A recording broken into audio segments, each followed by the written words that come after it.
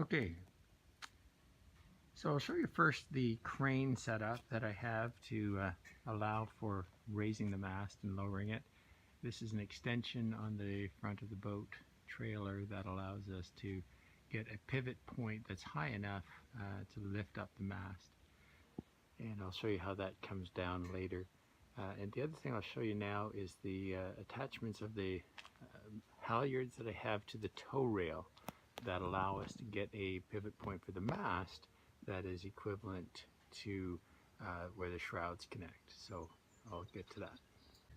So this is a bridle that I've attached to the tow rail with little clips that now creates a pivot point for the halyard to attach that is in line with the pivot point of the mast. If you kind of look from the side here, you can see that roughly lines up, this point being equivalent to this point here. And that's on both sides, where I have the spinnaker halyard on the one side and the jib halyard on the other. I then tension the spinnaker halyard on the port side until I have great tension on it, and then go and tension the jib halyard on the starboard side to bring that to a point of having great tension on it. And I use a winch handle to get that nice and tight.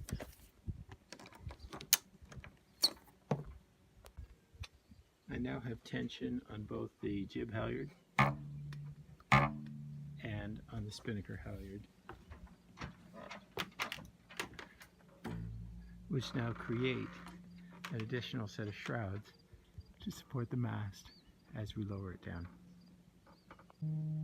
I lower the mast with the winch from the boat trailer attached to the baby stay that is augmented by the main halyard that will come from behind the spreaders and be attached to the strap at the same place as the baby stay is.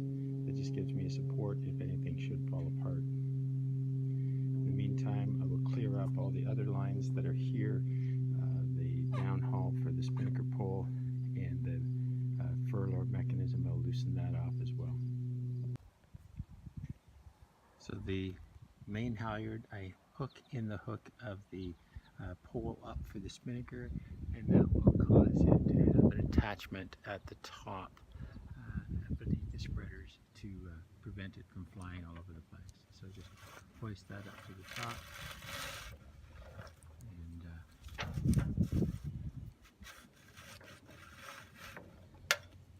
as you can see, we end up being attached up there.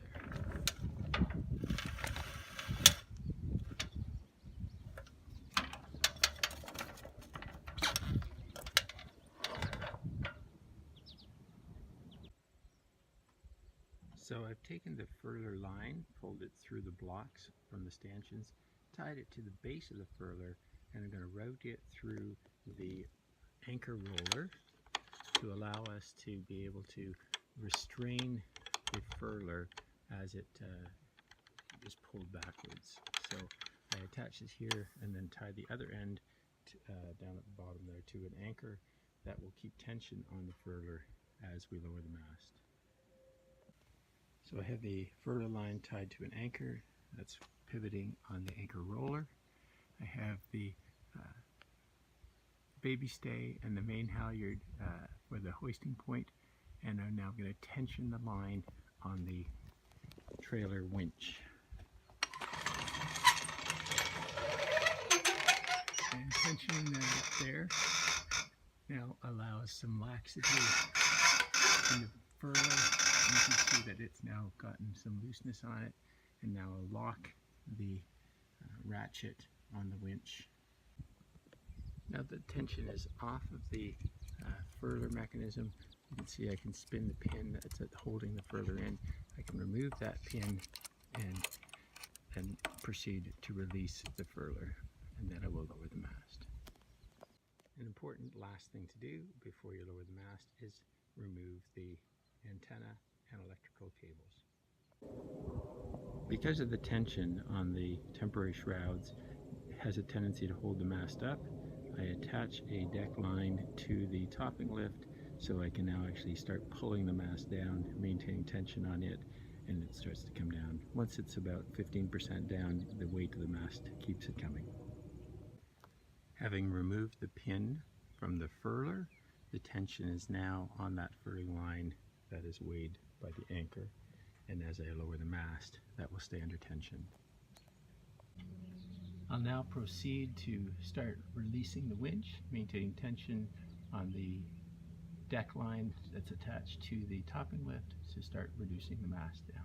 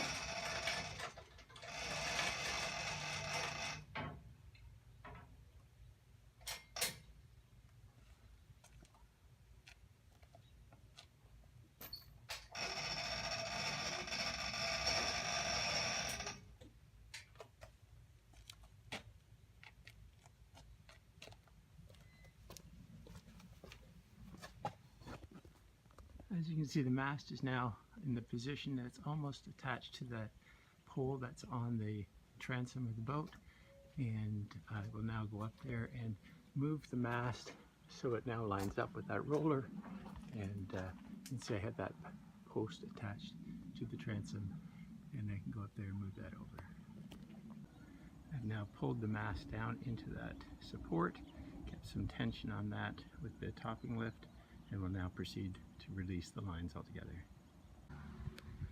With the tension from the anchor on the furler line, you can see the furler is now suspended off the deck, not going to clang into anything, and it comes forward here to my dinghy support, and then again the anchor providing the counterweight. As you can see, the tension is now off of the lines. The mast is sitting on its cradle pole, and I will now go up there and remove the lines and lower that cradle pole down low enough so that I do not hit the gooseneck onto the deck. I've now released the tension on the halyards so that my temporary shrouds are now loose, and I can now take the pivot pin out from the base of the mast. With the pivot pin now removed, the mast has a tendency to lift up, so I have attached it back down to the deck with my baby stay adjuster. I will move back to the back of the boat and lift up the mast so the spreaders clear the support post. Once the spreaders have cleared the support post, the mast tendency is to come forward, and you can see it's now laying on the deck and there's no more tension on that baby stay line. The anchor that was supporting the furler is now on the ground, so there is no more tension on the furler line. I will now proceed to tie up all the loose bits along the mast and then secure it for transport. Here is my custom made mast cradle out of a 4x4 that's just been rabbited down to receive the pulpit rail.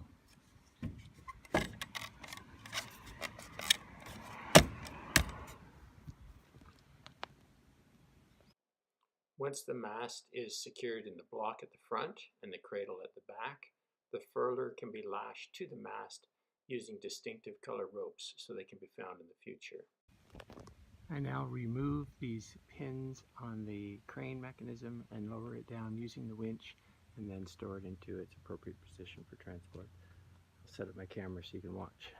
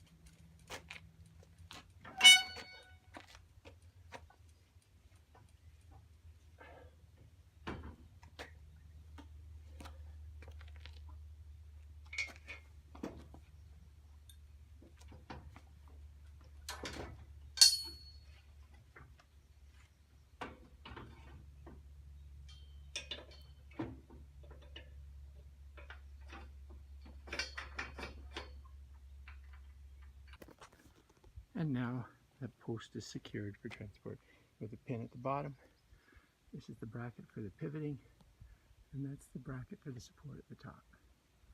Then just tension the cable, the belt to the bow cleat, just to keep tension on it. I do not rely on that to keep the boat secure during transport. And so the mast has been lowered and secured. The raising of the mast is merely the reversal of all the steps along the way. I love having a trailerable boat that I can raise and lower the mast. Allows me to sail in distant places for me, which is the North Channel, and takes me about an hour to set up and in about an hour to de-rig at the end of it. So we can have a great vacation and enjoy what God has given us. Hope you have fair winds and following seas.